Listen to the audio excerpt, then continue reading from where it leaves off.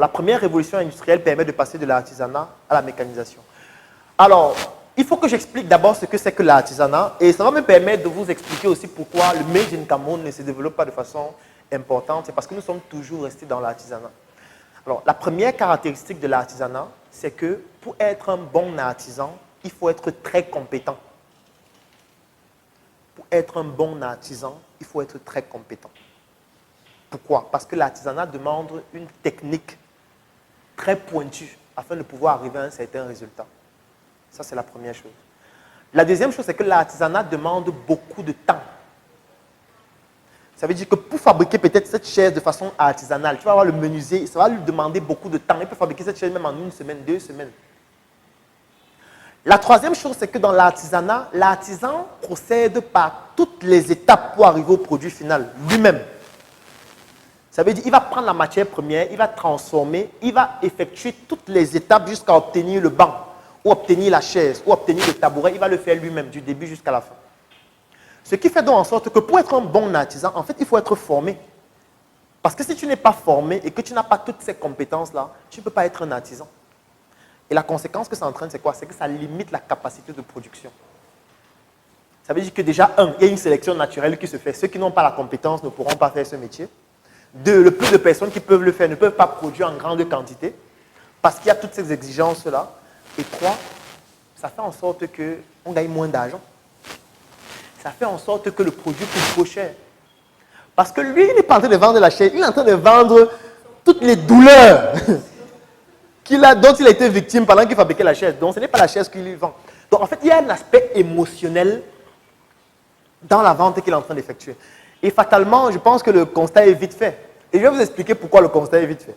Tu as acheté tes vêtements où? Voilà, à combien? Non, combien? Moi, je ne dis pas. 3 000, voilà. Tu sais qu'il y a les hauts de 2 000, 1 500, 700. Il y a les hauts en promotion, 250. Il y a les hauts de 100 francs. Ou si tu arrives à Mokolo, vendredi, peut-être à 18h, un gars ouvre un ballon, il verse les hauts comme ça. Que venez prendre 500 francs, les hauts. Bon, maintenant, prenons un styliste. Il reste à la maison, il dessine d'abord, parce que c'est la première étape. Il dessine le haut. Il conçoit qu'ici, il faut telle chose, il faut que les manches soient comme ça. Dès qu'il finit de dessiner, il réfléchit maintenant, quelle est la meilleure matière première pour aboutir à ce haut. Il sélectionne méticuleusement la matière première. Il prend sa machine, il fait les découpes à la main lui-même. Dès qu'il finit de découper, certaines tâches sont peut-être mécaniques, où il va prendre la machine à coudre, il va faire. Dès qu'il finit, il a son haut. Il va vendre le haut à combien? Et que dans le haut là, c'est 25 000. Parce qu'il est en train de vendre émotionnellement, parce qu'il pense au temps qu'il a mis pour fabriquer ça. Donc du coup, ce n'est plus seulement le haut qu'il vend, il est en train de vendre, je veux dire, son art. Mais sauf que toi, le choix est vite fait quand tu es à Mokolo. C'est vite fait. Et quand tu vois le haut 25 000, l'autre haut 2500. Et le choix est vite. D'abord que tu n'as pas assez d'argent pour acheter le haut de 20 000. C'est d'abord à ce niveau-là même que le choix se fait. Que tu regardes ta poche, tu vois que tu as 10 000. Que dans 10 000, pas acheter 3 hauts. Alors qu'ici, il ne peut même pas acheter un. Il veut seulement avancer pour prendre la semaine prochaine. Non. Ça ne m'intéresse pas. C'est pour ça que le Made in Cameroun, tant qu'on reste dans l'artisanat, ce sera seulement le débat. On ne peut pas se développer tant qu'on reste dans l'artisanat. Et pour quitter de l'artisanat à l'industrie, on a d'abord utilisé la première révolution industrielle, notamment la mécanisation. Et la mécanisation a permis de faire quelque chose de très, très, très important. Ça s'appelle comment? C'est au tableau.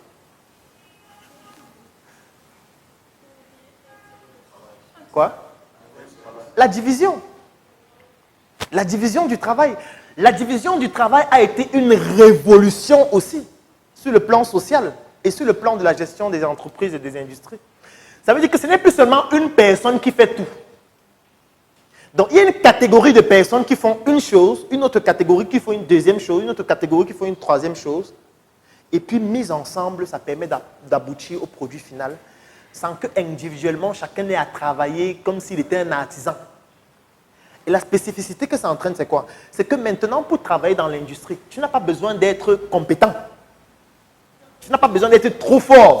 Tu n'as pas besoin d'un apprentissage particulier. Je te prends un exemple. Supposons que vous avez une plantation de maïs. Et on veut industrialiser, par exemple, dans la transformation. Qu'est-ce qu'on fait?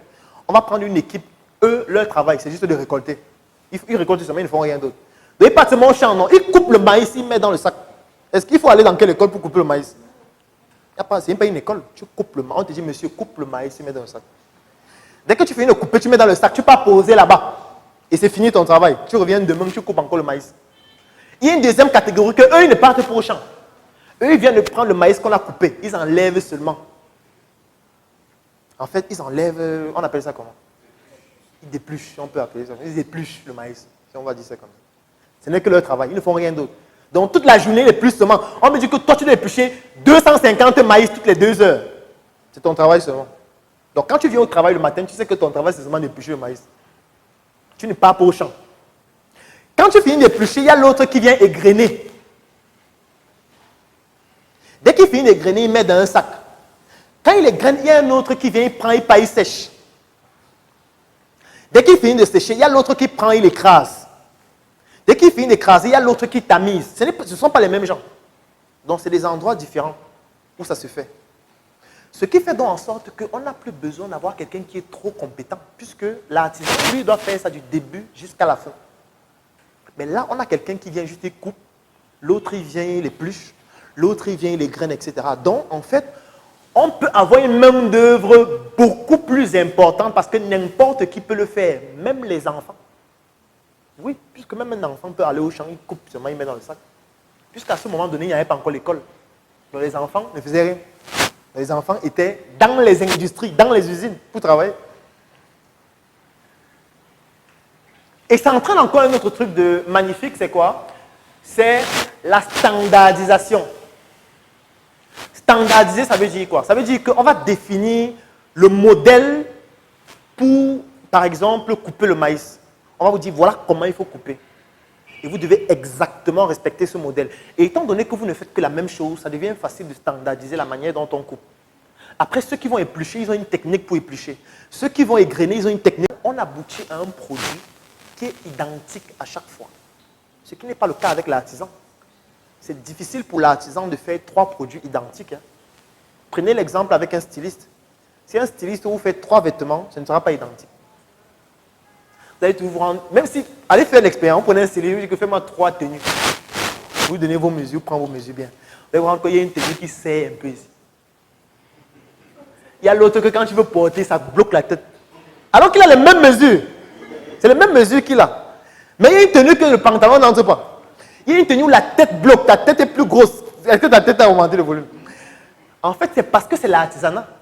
Et on ne peut pas standardiser l'artisanat facilement. C'est pour ça qu'on arrive à des produits qui changent. Alors qu'avec l'industrie, étant donné qu'on peut standardiser, ça devient beaucoup plus facile d'obtenir des produits identiques.